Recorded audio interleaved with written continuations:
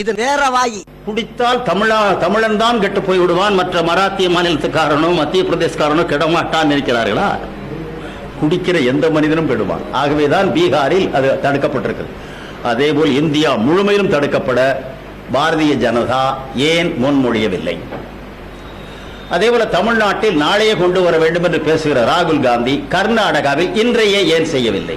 Today, if in this very lane I ask for a cup of filter coffee, how much will that filter coffee cost me? 9-10? No? Then 5?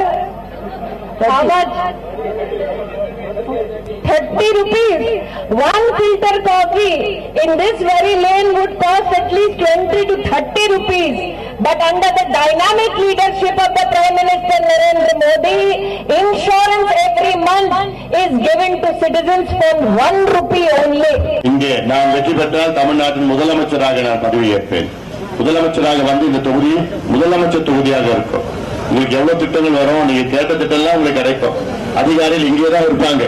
Phone பண்ணினா அடுத்த நிமிஷம் அதிகாரி வந்து குடிநீரா வா கொடுக்கிறேன், வீட்டு மனையா கொடுக்கிறேன், ரோடா கொடுக்கிறேன், எல்லாமே உங்களுக்கு கிடைக்கும். அதுல